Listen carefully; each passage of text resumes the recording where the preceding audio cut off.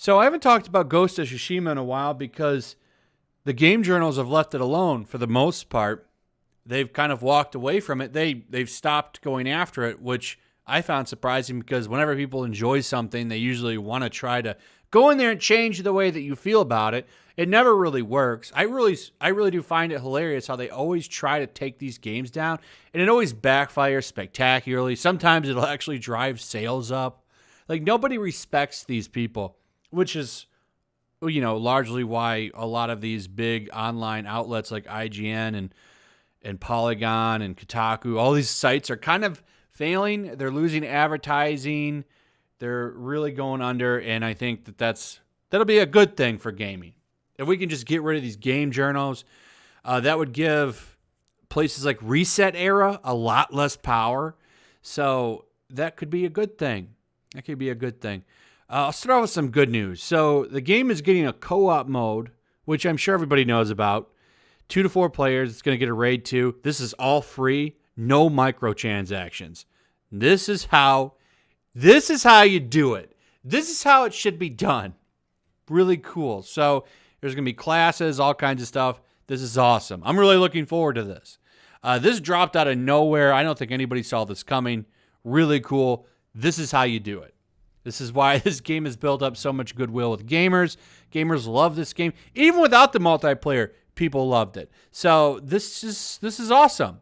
I think this is great. Really looking forward to it.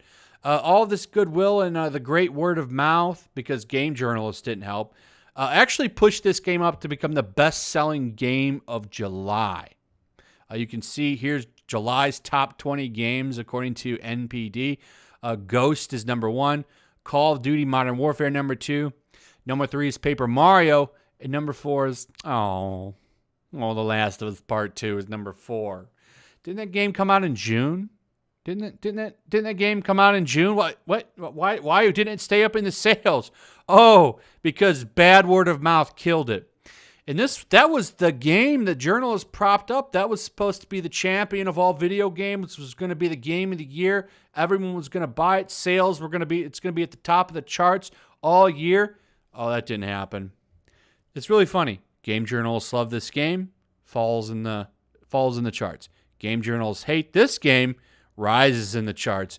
I find that funny. It's almost like people do the opposite of what game journalists say. And that's with good reason. Game journalists are idiots. How dare you? Because as you can see, they can't just leave it alone. They have to come back and attack the game again.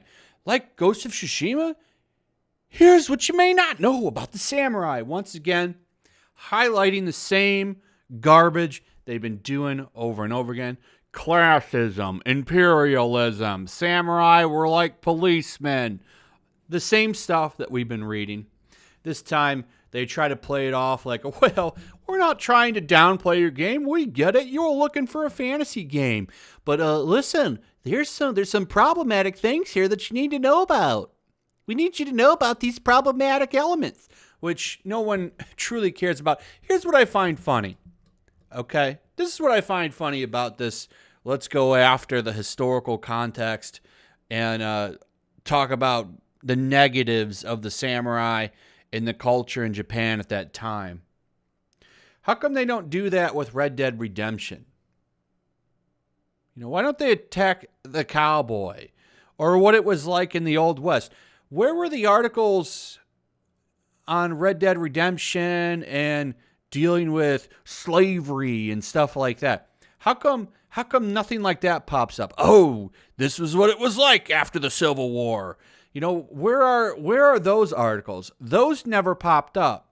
But when a game wants to go against PC politics, right, it's considered problematic and racist, like Kingdom Come Deliverance. Remember when that game came out? That game was getting all kinds of bad press because they wanted to be accurate to the historical context in which the game was being set in. That was a part of the game. And they got all kinds of backlash. Well, it's just a fantasy game. What does it matter? But then a game like this comes out. Well, it's just a fantasy game, but here are the facts. Here are the reasons why you should detest the samurai. It's just funny. It's really hypocritical. And it just, these people are disgusting.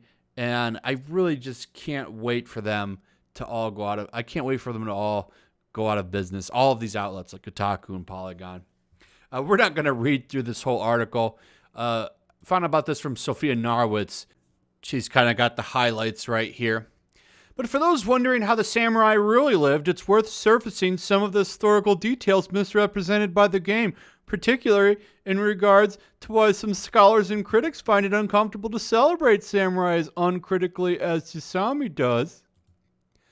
The trouble with echoing this view of history by Sucker Punch or any other storytellers is that it follows in the footsteps of those who in the past did the same to inspire a nation to follow imperialist agenda.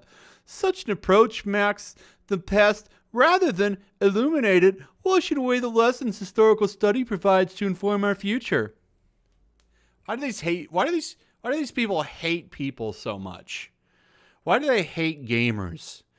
You know, these people, like, their job is to inform gamers and get people to, like, want to come to them. Like, why would someone who's truly into gaming ever go to these people for opinions?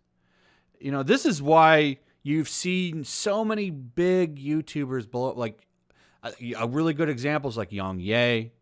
Angry Joe is a good example. These YouTubers that focus on gaming and pretty much do what these websites used to do. Maybe that's why they hate them and try to smear them sometimes. So they call them Young Ye was labeled as like an alt-right one time. I thought that was hilarious. This is how they, you know, everybody is far right. Everybody we don't agree with. It doesn't really work anymore, but for some reason these outlets have some power still. That's why it's going to be so great when they go down. But I'm going to tell you, they won't go down easy. They are going to go down swinging. So, anyway, these people just can't let people have fun. I don't know. Ghost of Tsushima is a great game. If you haven't picked it up yet, you should. And I think it's great that they're giving us free content. I can't wait to play the multiplayer. So, that's it. I hope you guys enjoyed the video. And let me know what you think about all this in the comments below. I'd like to hear from you guys. Also, if you would, throw a like up and share the video. That definitely helps out a lot. Also, if you could, please consider subscribing. Subscribe if you're new. Hit that notification bell, and I will see you guys on the next one. Peace. Also, if you want to help support the channel, check out my Teespring store. There's a link in the description. You can find some merchandise in there that you might want to check out. Also, take a moment. Make sure you're still subscribed to the channel. There's something going on right now, and they've been unsubscribing people. So just take a second and double check on that and subscribe if you're new.